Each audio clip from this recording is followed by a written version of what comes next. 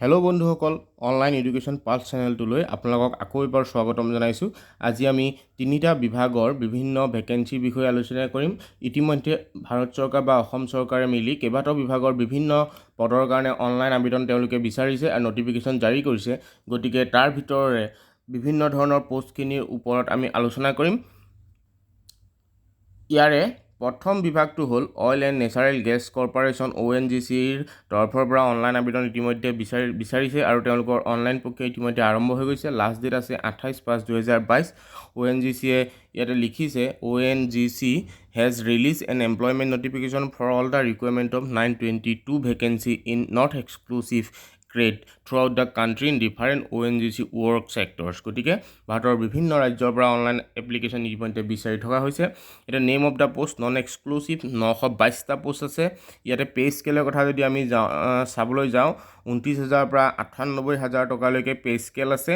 একেবাৰে তলৰ লেভেলত যদি চাবলৈ যাওঁ 24,000 টকা বা 57,000 টকালৈকে পে স্কেল তেওঁলোকে দিছে। গতিকে ইয়াৰ লগত আনুষংগিক আৰু কি কি কথা আছে আমি তললৈ আলোচনা কৰিম। কেনেধৰণে তোমালোকে পোষ্টখিনি এপ্লাই কৰিব পাৰিবা। Interested and eligible candidate may apply online this vacancy by visiting official website ONGC requirement portal. গতিকে অফিচিয়েল ৱেবছাইটত গৈ তোমালোকে ইয়াৰ কাৰণে আবেদন কৰিব লাগিব। ইয়াতে যিটো লিংক আছে এইটো তোমালোকে বিচাৰি ল'বা।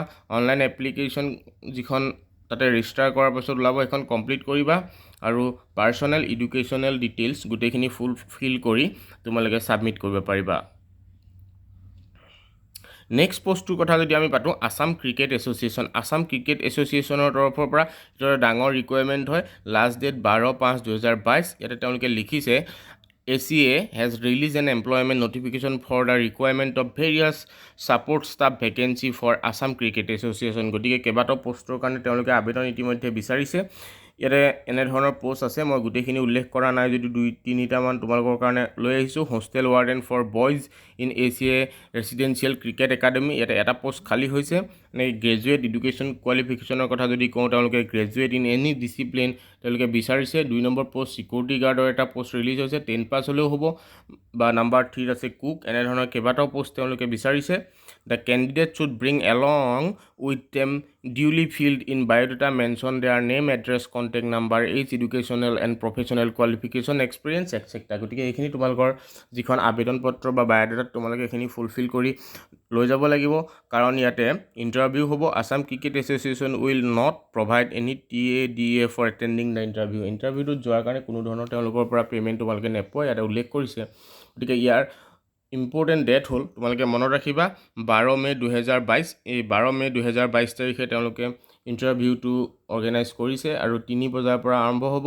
ইয়াতে হ'ব এইটো আছাম ক্ৰিকেট এছ'চিয়েশ্যনৰ ষ্টেডিয়াম বৰ্ষাপাৰাত যিটো ক্ৰিকেট ষ্টেডিয়াম আছে তাতে অনলাইন ইণ্টাৰভিউ তেওঁলোকে কণ্ডাক্ট কৰিব। গতিকে নেক্সট মষ্ট ইম্পৰ্টেণ্ট এটা ৰিকুৱাৰমেণ্টৰ বিষয়ে এতিয়া আলোচনা কৰিম। Assam rifles tradesmen recruitment 2022। This is most important. এইটো কেইবাটাও পোষ্টৰ কাৰণে তেওঁলোকে ৰিলিজ কৰিছে। ইয়াতে সম্পূৰ্ণ টোটেল 1380টা পোষ্টৰ ভেকেঞ্চি ইতিমধ্যে ওলাইছে আৰু তেওঁলোকে ৰিকুৱাৰমেণ্টৰ এখন নটিফিকেশ্যন জাৰি কৰিছে। গতিকে ইয়াতে আমি বহলকৈ আলোচনা কৰিবলৈ হ'লে আছাম ৰাইফল ৰিকুৱাৰমেণ্ট 2022ৰ অথৰিটি নেম ইয়াতে দিছে Assam rifles, post name group B, group C. Total vacancy ইয়াতে দেখা পাইছে 1380টা ভেকেঞ্চি তেওঁলোকে ইতিমধ্যে আবেদন পত্ৰ বিচাৰিছে 1380টা ভেকেঞ্চিৰ কাৰণে। আৰু job location Assam. Notification date 22 এপ্ৰিলত তেওঁলোকে নটিফিকেশ্যন দিছে আৰু এপ্লিকেশ্যনৰ মোডটো হ'ল অনলাইন। তোমালোকে অনলাইন কৰিব লাগিব।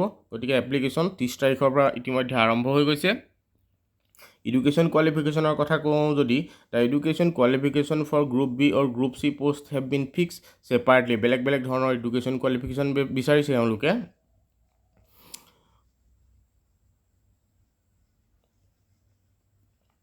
কেটেগৰী আৰু এপ্লিকেশ্যন ফিজ, আমি যদি গ্ৰুপ বিৰ কথা ক'বলৈ যাওঁ এপ্লিকেশ্যন ফিজ 200 টকা প্ৰভাইড কৰিব লাগিব আৰু গ্ৰুপ চিৰ কাৰণে যদি এপ্লাই কৰে 100 টকা তোমালোকে এপ্লিকেশ্যন ফিজ প্ৰভাইড কৰিব লাগিব। ইয়াতে চিলেকশ্যন প্ৰচেছৰ কথা উল্লেখ কৰিছে। আফটাৰ এপ্লাই কৰাৰ পাছত you can be required only through the selection process which will be conduct in a completely fair manner. শুদ্ধ ধৰণে তেওঁলোকে পৰীক্ষা কণ্ডাক্ট কৰিম বুলি কৈছে। The selection process has been decided as follow'. Physical fitness 1 নম্বৰতে তেওঁলোকে ফিজিকেল ফিটনেছৰ ওপৰত, 2 নম্বৰতে ৰিটেন টেষ্ট হ'ব, তাৰপিছত মেডিকেল টেষ্ট। এই 3টা টেষ্টৰ ওপৰত ভিত্তি কৰি তেওঁলোকে প্ৰচেছটো আগবঢ়াই নিব। গতিকে এই তিনিটা বৃহৎ ৰিকুৱাৰমেণ্ট বৰ্তমান অসমৰ নিবনুৱাসকলৰ কাৰণে তেওঁলোকে চৰকাৰৰ তৰফৰ পৰা আগবঢ়াইছে। যাতে ভিডিঅ'টোৰ পৰা যদি তোমালোকে সামান্য হ'লেও নলেজ পাবলৈ সক্ষম হ'লা, প্লিজ ভিডিঅ'টো লগৰ বন্ধু বান্ধৱীসকললৈ শ্বেয়াৰ কৰিবা। Thank U.